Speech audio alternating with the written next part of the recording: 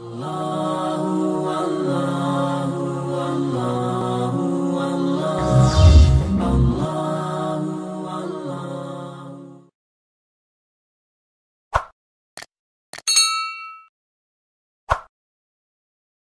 ari eta bae martelakeun inna wa huwa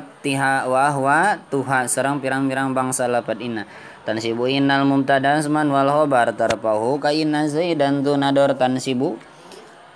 bakal ngajabarkeun naon inna lapad inna al mubtada kana mubtada isman barina jadi isim inna wal wa tarfa'u sareng ngaropakeun wal khabaro sareng bakal ngaropakeun itu inna kana hubarna tarfa'u tegasna ngaropakeun itu inna kana itu khabar ka inna zaidan zunadorin ari contoh eta tetep salapad inna zaidan zunadorin inna zaidan saeutosna mang zaid zunadorin eta nu gaduhan panikali amisu inna ana laita fil amal wa kada kana lakinna laal amisu inna sareng eta misal lapad inna anna ari lapad anna laita sareng lapad laita fil amali dina amalna wa kada sareng ingat eta tetep sapertoskeun ieu madzkur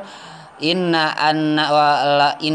laita fil amal ka anna ari lapad ka anna lakinna sang lapad lakinna la alla sang lapad la alla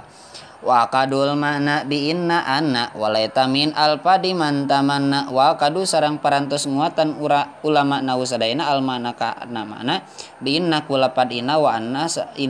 sang ku lapad anna walaita sareng ari lapad laita min alfadiman eta tetep tina cariosan atanapinya tina cariosan jalmi tamana ngarep-ngarep itu man kana ari lapad kana li tasbih fil muhaqi wastamalu lakin pistidroki kana ari lapad kana li tasbih eta tepikeun mana tasbih harusnya nyarupakeun fil muhaqi dina pirang-pirang ngariwayatkeun wastamalu fil muhaqi dina pirang-pirang anu diriwayatkeun kitu nya wastamalu sareng parantos ngagunakeun ulama nahu sadayana lakinna kana lapalakina pisidokin dina mana istidrok harus nyusulan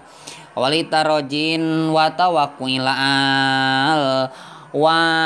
la'ala sang lapad la'ala litarojin eta tetep pikeun mana taroji wa tawaqquin sareng mana tawaqu ka qaulihim la'ala mahbubi wasol ari contoh eta tetep salapad sapertos lapad la'ala mahbubi wasolun la'ala hoyong teuing saha mahbubi kakasih abdi wasola eta dugi ita nya dugi itu mahbubi.